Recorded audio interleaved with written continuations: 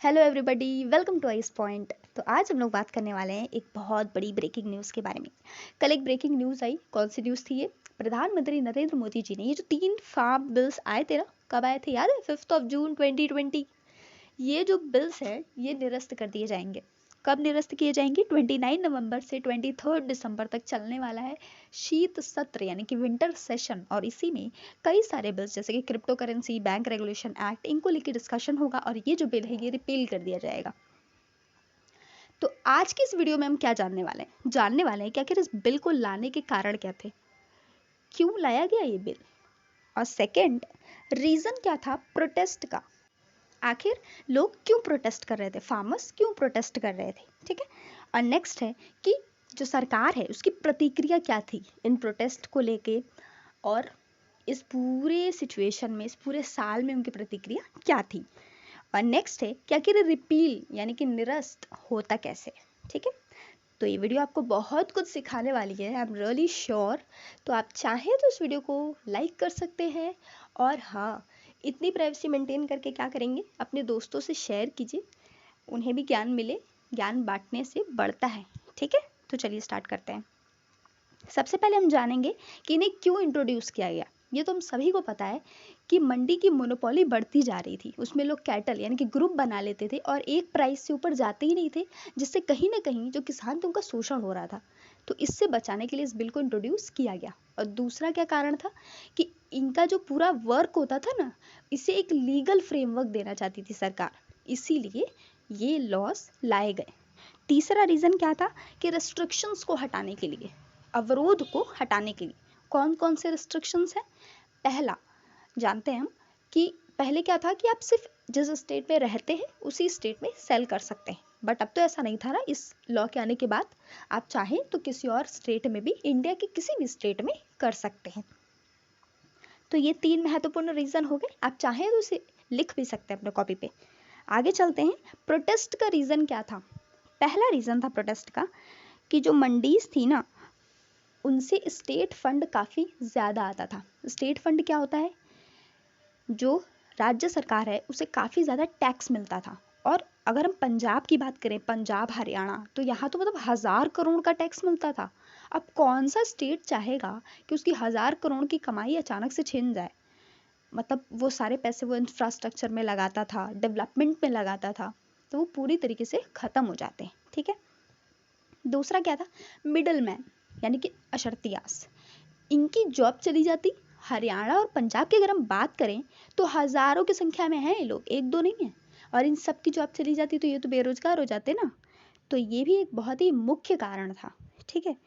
और नेक्स्ट कारण क्या था कि किसानों को क्या डर था कि हम अगर बड़ी बड़ी कंपनी से कॉन्ट्रैक्ट करेंगे और मान लीजिए सूखा पड़ गया, बारिश हो गई, बाढ़ आ गई, कुछ भी हो सकता है, अगर हम उनके डील, उनकी जो रिक्वायरमेंट है उसे पूरा नहीं कर पाते, जो डील में लिखा है वो नहीं कर पाते, तो क्या होगा?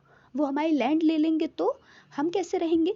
तो इस बात का उन्हें डर था, इसीलिए उन लोगों ने प्रोटेस्ट किया। और एक और महत्वपूर्ण रीज़न है, क्या है वो? डिस्कशन नहीं हुई थी। डिस्कशन मतलब इस लॉ को लाने से पहले जो संगठन है किसान ना, उनसे कोई बातचीत की ही नहीं गई, उनके किसी आदमी को बताया भी नहीं गया, तो वो इग्नोर फील कर रहे थे कि अरे ये लॉ हमारे लिए लाया गया और हमें ही नहीं बताया गया, हमसे ही नहीं पूछा गया, हमसे ही मंजूरी नहीं ली गई, तो हम तो नहीं मानेंगे इस लॉ को। तो ये सारे रीजंस थे। अब हम जानेंगे कि गवर्नमेंट का रिस्पॉन्स कैसा था, ठीक है।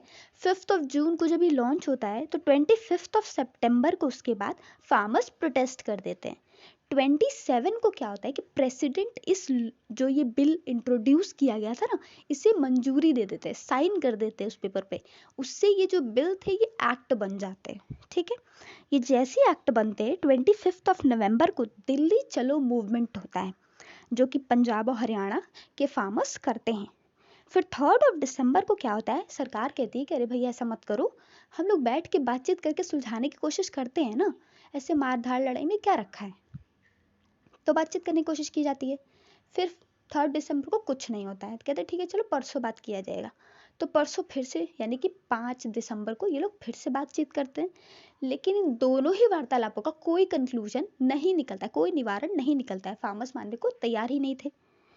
तो 11 दिसंबर को जो भारतीय किसान संगठन है ये एससी को अप्रोच करते हैं, यानी कि सुप्रीम कोर्ट के पास चले जाते हैं। तो सुप्रीम कोर्ट 12 जनवरी यानी कि 12 जनवरी 2021 को कहती है कि इस लॉ को अभी इम्प्लीमेंट मत करिए, पहले आप लोग आपस में रिसॉल्व कर लीजिए, एक दूसरे को समझा बुझा लीजिए, सब हो जाए तब फिर इस लॉ को लाइएगा। 26 जैन को तो सबको पता है क्या हुआ था, ट्रैक्टर्स परेड हुई थी, ठीक है, कितनी सारी टेंशन थी उस दिन, याद है ना। और फिर फरवरी में 5 फेब को FIR होती है, वो जो टूल किट वाला मामला था वो होता है पूरा।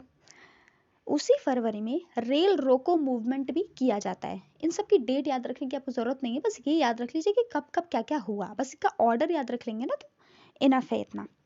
फिर 27 मार्च को ना जो राकेश टिकैत हैं वो कहते हैं कि ये जो प्रोटेस्ट चल रहा है तभी रुकेगा जब ये जो लॉ है ये निरस्त हो जाएंगे। 22 अक्टूबर को सुप्रीम कोर्ट कहती है कि ठीक है, आप लोगों को अगर प्रोटेस्ट करना है तो कीजिए, लेकिन पब्लिक इंफ्रास्ट्रक्चर को नुकसान मत पहुंचाइए ना भाई, बड़ी दिक्कत होती है। उसके बाद मोदी जी ने ये घोषणा की। तो ये सब कुछ जान लिया हम लोगों ने, रीजन जान लिया, प्रोटेस्ट का कारण जान लिया, गवर्नमेंट का जो भी रिस्पॉन्स था वो भी देख लिया। अब हम देखेंगे कि जो रिपील की प्रोसेस है ना ये कैसे होती है। एज यू नो, अब हम इसमें एक एग्जाम्पल लेंगे ना, इस एग्जाम्पल से आपको बहुत अच्छे से समझ में आ जाएगा।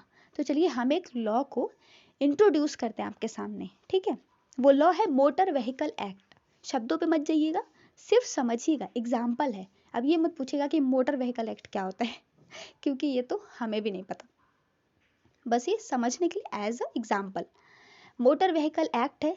अब हमको इस एक्ट को रिपील करना है। आपने कहा नहीं नहीं हम आपके लॉ को नहीं मानेंगे, आपका लॉ अच्छा नहीं है, इस लॉ को हटाइए, आपने हमसे कंसर्न नहीं किया, आपने हमसे डिस्कशन नहीं की और ये लॉ अच्छा भी नहीं है, किसको अच्छा नहीं लग रहा है। तो हमने कहा ठीक है रिपील कर देते हैं इस लॉ को।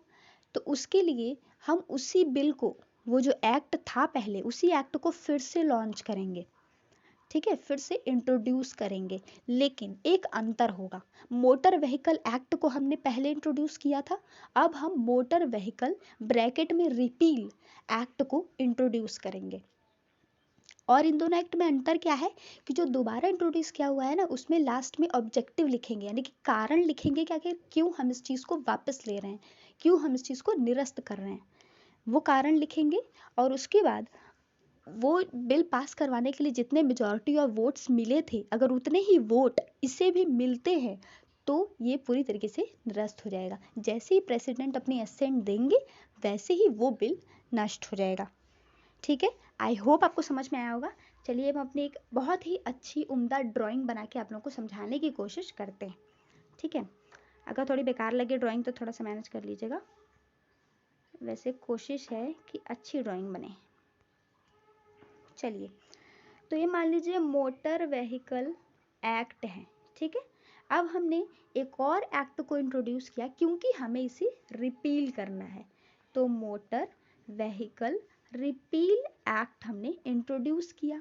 जैसे ही प्रेसिडेंट ने इस पे अपनी सिग्नेचर की वैसे ही ये निरस्त हो जाएगा, ठीक है। और इसमें क्या होगा, हम इसमें कारण बताएंगे कि हम क्यों इसे लॉन्च करें, हम इसे क्यों निरस्त करना चाहते हैं, क्यों इसे रिपील करना चाहते हैं, ठीक है।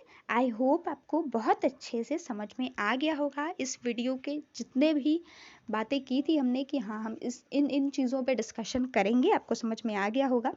अब चलिए आप लोगों के लिए एक छोटा सा वर्क है, होमवर्क की तरह ले लीजिए। आप लोग नीचे कमेंट सेक्शन में बताइए कि ये जो हुआ है कैसे होना चाहिए था।